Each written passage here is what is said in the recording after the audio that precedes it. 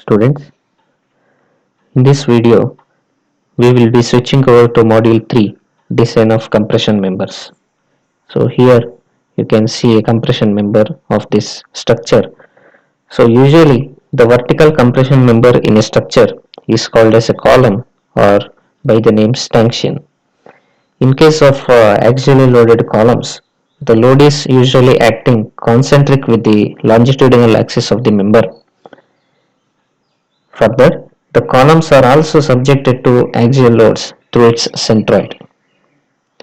So whatever the compression members are there, these are the structural elements preliminarily subjected to axial compressive forces. Usually, the design is mainly governed by the strength and buckling criteria. For example, the structural member carrying compressive load in a truss is called as a strut. They are usually provided for small spans and may be vertical or sometimes inclined also. Further, the compression members of a roof truss are also called as rafters, and the compression member of a crane is also called as a boom. So, few of the examples for compression members are columns, top chord of truss, diagonals, and bracing members. As we have already seen, the columns are subjected to axial loads through the centroid. Further, the compression members can also be called by another name, which is nothing but post. So whatever the stress in a column cross section may be calculated by using the formula P divided by A. A is the cross sectional area and F is nothing but the stress. Now coming to the behavior of compression members. Initially, you consider a straight strut or a column like this, which is compressed gradually by increasing equal and opposite axial forces at the ends. So now, usually the columns or struts are called long or short depending on their response to the buckling or proneness to the buckling. If the strut is short, like this, if the strut is short, then the applied force will cause compressive strain, which results in shortening of the strut like this in the direction of application of the load. Further, if you increase the load, the axial shortening continues until the column yields, or another name for yielding in the case of short column is nothing but squashing. So if you increase the load further, the strut will shorten until it squashes. So such members are called as the short members or short column or stocky members. However, if the strut is long, similar to the axial shortening is observed only at the initial stages. Further, upon the increase of the load, the strut becomes very unstable and develops deformation in the direction normal to the loading axis, and its axis is no longer straight. It is no longer straight here. It gets buckled. Okay, so in this figure you can see this is how the column buckles. So usually such columns are very unstable upon increasing load and they will buckle at some load which is called as a buckling load or crippling load. These long columns are also called as slender members.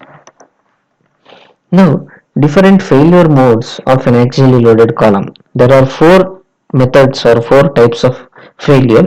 First one is a local buckling, second one is squashing, third one overall flexural buckling, fourth one is torsional buckling. So local buckling you can see here, this is called as a local buckling. In a member somewhere you will find the buckling.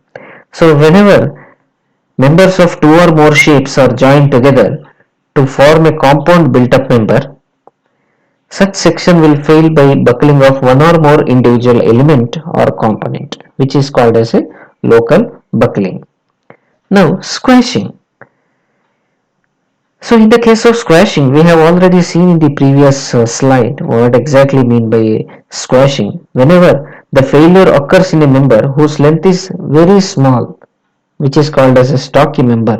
In such members, the failure occurs because of the yielding or crushing when the load reaches to a squash load. Usually the squash load is nothing but yield stress into the area. Fy into A will give us the squashing area. Now we will see the flexural buckling or overall flexural buckling, which is also called as Euler buckling. So usually the flexural buckling is a very primary type of buckling where the members are subjected to bending or flexure, and the column or the compression member becomes very unstable and it buckles. Next one is a torsional buckling.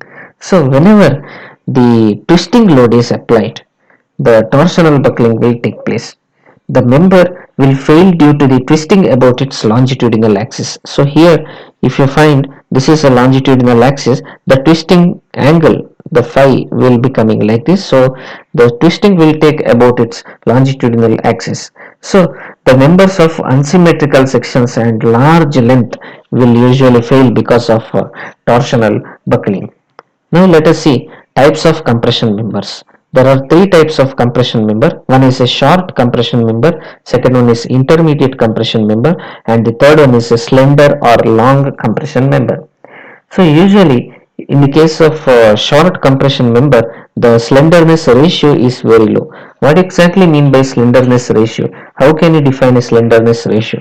Slenderness ratio is nothing but the ratio of effective length to the corresponding radius of gyration of the section, which is nothing but lambda equal to KL by R. So its definition is available in the coming sections.